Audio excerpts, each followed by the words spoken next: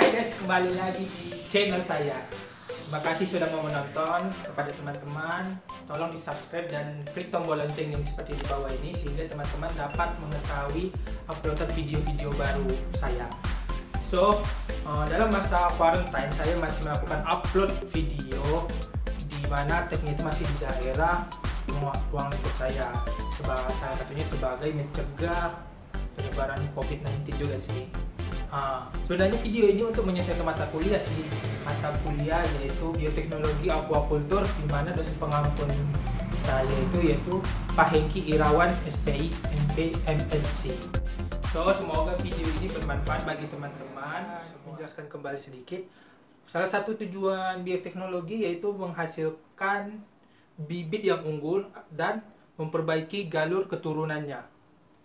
Tapi untuk pengaplikasian bioteknologi ini kita harus mempunyai indukan yang unggul juga. Di mana indukan unggul ini tidak semua di daerah sekitar kita mempunyainya. Jikapun punya, dia itu terhalang oleh jarak yang cukup jauh.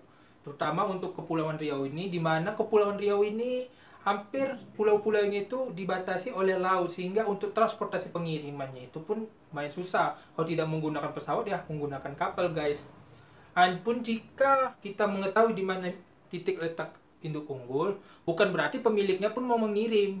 Dan jika pun mau, risikonya besar juga guys untuk pengiriman induk unggul. Ditakutkan jika terlalu lama dikirim, dia akan mati. Kalau sudah mati tidak berguna. Maka daripada itu, salah satu cara pengirimannya itu kita bisa mengirim genetikanya. Genetika, salah satunya itu pengiriman sperma. Guys, pasti bertanya-tanya apa sih kriobservasi itu? Kriobservasi itu adalah teknik penyimpanan sel, di mana yang disimpannya itu adalah sel hewan, sel tumbuhan, dan materi genetika lainnya dengan cara dibekukan menggunakan reduksi aktivitas metabolisme tanpa mempengaruhi gen tersebut, sehingga fungsi fisiologi, morfologi, dan biologisnya tetap ada. Untuk pengaplikasian teknik ini kita menggunakan suhu min 196 derajat Celcius. Kenapa? Pada suhu segitu bahwasanya sel akan non aktif guys.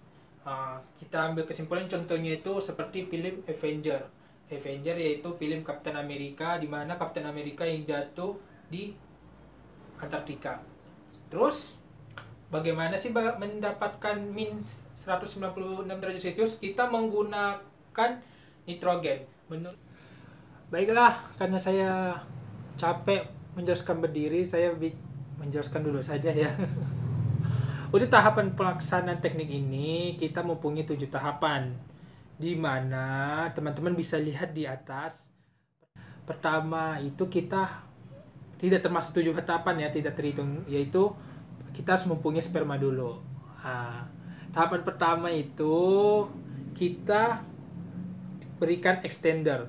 Extender itu adalah pelarut. Pelarutnya itu biasanya NaCl atau cairan infus. Kenapa diberi pelarut? Karena sperma kalau terlalu rapat atau terlalu sempit akan hasilnya takutnya dia tidak bagus spermanya. Oke. Baru perbandingannya. Perbandingannya itu biasanya digunakan 1:3 atau 1:5, di mana satunya itu sperma dan 3-nya itu extendernya. Jadi misalnya 1 mili sperma, 3 mili extender gitu. Baru selanjutnya diberi chiroprectektan. Chiroprectektan ini adalah untuk melindungi dari kerusakan. Jadi kita beri chiroprectektan dulu sebelum kita berikan dia suhu sampai min 166 derajat. Jika kita tidak memberi itu, ditakutkan nanti malah pengaplikasian genogenesis androgenesis kan. Karena kan genogenesis dan androgenesis menggunakan teknik suhu juga, kedip suhu. Makanya kita menggunakan cryoprotektan. Cryoprotektan itu biasanya cairannya itu menggunakan cairan MSO. Ada cairan khususnya untuk melindungi, fungsinya untuk seperti cangkang gitu. Terusnya penambahan antibiotik. Penambahan antibiotik ini berfungsi takutnya sperma kita ini membawa bakteri atau patogen. Jadi perlulah kita pemberian antibiotik. Baru wadah penyimpanan. Wadah penyimpanan itu bisa seperti penyimpanan spermanya itu ya guys. Bisa seperti pipet, nanti bisa dilihat di foto di atas atau seperti yang di sebelahnya. Baru metode pembekuannya. Metode pembekuannya ada dua guys. Secara biasa dan secara alat. Nanti saya akan jelaskan secara biasa dan secara alat. Baru metode thawing. Thawing itu adalah metode penghangatan. Ketika misalnya sudah dibekukan, sudah dikirim kepada orang sperma itu, maka si konsumen harus men-thawingnya agar sperma itu cair. Oh iya, ini ada tambahan satu nih untuk wadah penyimpanan ya guys. Untuk wadah penyimpanan guys bisa lihat di sebelah ada styrofoam dan alat khusus untuk penyimpanan. Biasanya kalau untuk lebih murah styrofoam, kalau yang khusus itu biasanya hampir 300 juta.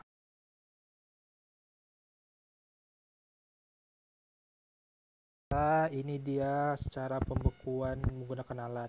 Sebenarnya ini materinya saya ambil dari pengedosen. Jadi kalau Bapak pembimbing lihat, izin ya Pak. Ini ada dampak depannya, ada monitor, CPU, crowbar, dan temperatur collage. Di sini crowbar itu adalah alat untuk membekukan spermanya guys. Dimana kita bisa mengatur di monitor itu ada bell, target, hold, dan free fall. Bell itu ada penurunan sampai 10 derajat, dibikin di situ 10 derajat. Target itu endingnya min 40 derajat, tapi kalau kita klik free call dia akan bisa sampai min 140 derajat. Ini adalah bentuk animasinya, dimana tali panjang ini itu adalah pengatur suhunya, yang membaca suhunya guys. Baru kalau kita masukkan nitrogen di crowbar tuh dengan volume itu 1 liter lebih kurang.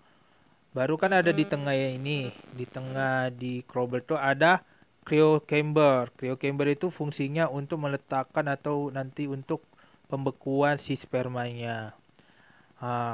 Bisa kita menggunakan pipet atau straw ukuran 0,2 mili atau 0,5 mili. Digantung di tutupnya itu. Di tutupnya. Baru kita susun berjarak seperti yang di animasi ini. Bisa juga kita pakai cryovial ukuran lebih besar jika spermanya lebih besar juga. Sesudah itu kita tutup, kita aturlah kita atur, dimana kita atur tuh kita buka sedikit yang tempat untuk spermanya itu kita buka, dan kelamaan suhu di luar akan mempengaruhi suhu di dalamnya guys. Jadi dapatlah free fall-nya itu min 180 derajat. Seperti itulah animasinya. Oke. Sesudah itu, jika sudah beku spermanya, maka kita masukkan ke nitrogen tank. Tidak harus nitrogen tank sih, bisa juga ke tempat air panas, termos air panas, karena termos air panas itu kan sifatnya juga menyimpan suhu baik itu panas dan dingin. Kalau teman-teman ingin mau yang lebih murah. Oke, sekian dari vlog ini. Semoga vlog ini bermanfaat bagi para penonton. Sebelum saya pamit, tolong diberi klik like pada video ini jika teman-teman suka, karena like teman itu sebagai motivasi saya juga untuk memberi konten yang lebih baik lagi dan lebih baik lagi. Jika ada kekurangan konten, mohon di komen dengan sopan sehingga saya bisa memperbaiki diri lagi untuk konten ini. Sekian, semoga teman-teman selalu sehat. See you again.